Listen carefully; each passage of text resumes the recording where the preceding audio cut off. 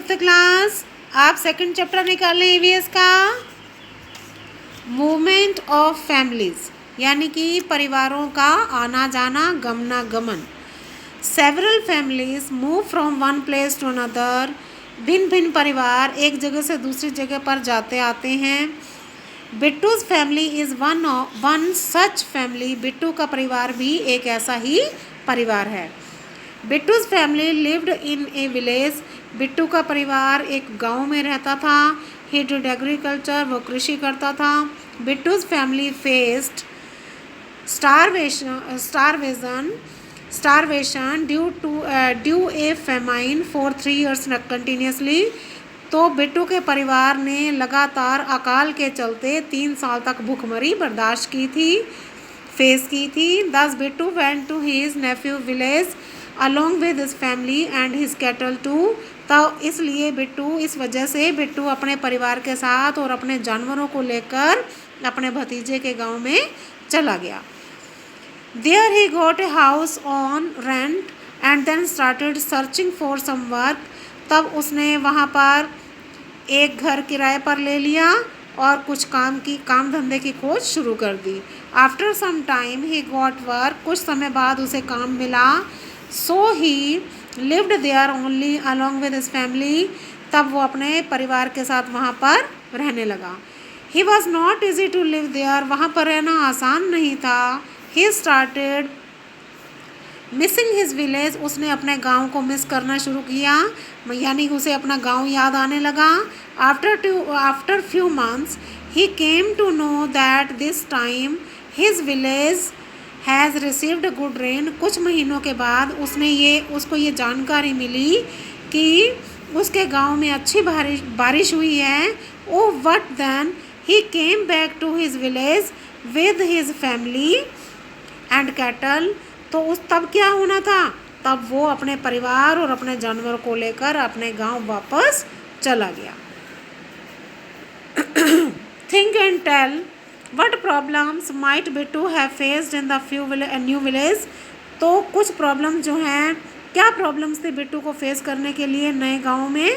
बिट्टू को फेस करने के लिए कौन सी प्रॉब्लम्स थी? If any family your locality has gone to another place or come from another place, collect the following information about it। अगर तुम्हारी लोकेलिटी में कोई भी परिवार बाहर से आया है या तुम्हारे परिवार से बाहर गया है तो उसकी इंफॉर्मेशन कलेक्ट करो। Where has a family come from? Where has it gone it? यानी कि वो परिवार कहाँ से आया है या कहाँ गया है। Due to what reason did he come go, यानी कि उनके आने या जाने के क्या रीज़न हैं। How many members are there in the family, तो परिवार में कितने लोग हैं। पीपल हु हेल्प दैम, कौन से लोगों ने उसकी हेल्प की है। Sameer who had a small family including his wife, a son and a daughter, worked in the village on daily wages.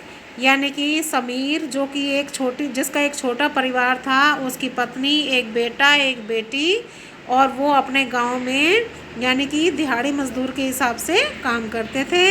His son was studying in the class 12th and daughter in class 9th। उसका बेटा जो था वो 12th class में और बेटी 9th class में पढ़ रही थी। When his son passed his board examination, he had to send him from the village to get higher education। जब उसके बेटे ने अपनी 12th क्लास बोर्ड की एग्जामिनेशन पास की, he had to send, उसने उसे दूसरे गांव में मतलब from the village to get higher education, तब उसने उसे बाहर had to send him from the village, उसे गांव से अपनी उच्च शिक्षा प्राप्त करने के लिए बाहर भेज दिया।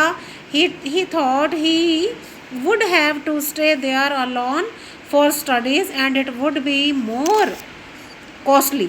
तो उसने सोचा कि अगर वो वहाँ पर अकेला रहेगा स्टडी के लिए तो ये बहुत खर्चीला हो जाएगा। After 3 years he will have to send his daughter to out of village for higher education, और 3 साल के बाद उसे अपनी बेटी को भी हायर एजुकेशन के लिए बाहर भेजना होगा। Hence he decided that because in the village he is working as a labourer on daily basis and in the city to he will do the same, so he will get shifted there with his family। तो उसने सोचा कि 3 साल के बाद उसको अपनी बेटी को भी हायर एजुकेशन के लिए शहर भेजना होगा। तो उसने डिसाइड कर लिया कि वो गांव में भी तो एक मज़दूर के रूप में काम कर रहा है, तो फिर सिटी में भी ऐसा ही मज़दूर के रूप में काम कर लेगा, काम तो उसको सेम ही करना पड़ेगा। तो उसने अपनी फैमिली के साथ वहाँ शिफ्ट होने का फ़ैसला कर लिया। When he went there, जब वो वहाँ पहुँचा गया, he faced difficulty in getting house on rent। तब उसे सबसे पहले किराए पर घर लेने के लिए बहुत प्रॉब्लम हुई। Due to high rent, ज़्यादा किराए होने की वजह से he had to take a room on rent in the city। उसने किराए पर एक कमरा ले लिया।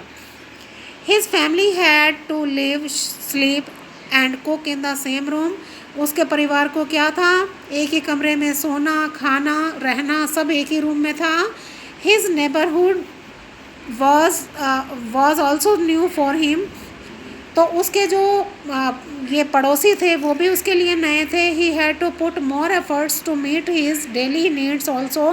तो उसके लिए बहुत सारी मुसीबतें थी, अपने रोज़ की ज़रूरतों को पूरा करने के लिए उसके पास बहुत सारी परेशानियाँ थी। City being costlier, he worked in the day as a laborer and as a security guard in the night। तो अपने खर्चों को पूरा करने के लिए, इस महंगाई के दौर पर खर्चे को पूरा करने के लिए उसने क्या किया, दिन में तो मजदूरी वाला काम ले लिया और रात को एक सिक्योरिटी गार्ड के रूप में काम ले लिया। He decided to go back to his village at the completion of education of his children। तो उसने निश्चय कर लिया कि अपने बच्चों की स्टडी कंप्लीट होने के बाद वो गांव में बच्चों के साथ वापस चला जाएगा। You might have seen around you that some children have to leave their homes for higher education। आपने अपने आसपास देखा होगा कि कुछ बच्चे हायर एजुकेशन के लिए अपने घर से बाहर जाते हैं। They live in the hostel and get a room on the rent for their studies at other place। वो दूसरे जगह पर या तो फिर वो हॉस्टल में रहते हैं या फिर वो रेंट पर एक रूम लेकर रहते हैं। Sometimes family have to move out of their native country for education। कभी कभी परिवार को अपने मातृभूमि को भी, अपने नेटिव कंट्री को भी एजुकेशन के लिए छोड़ना पड़ता है, और अपने ऑक्यूपेशन के लिए या फिर दूसरे रीजन्स के लिए। No matter where they roam they always know that they have a home to go back to their family home. यानी कि इसका मैटर कुछ भी होता हो, क्या वे हमेशा यही जानते हैं कि वो एक दिन अपने फैमिली के साथ अपने घर वापस आएंगे।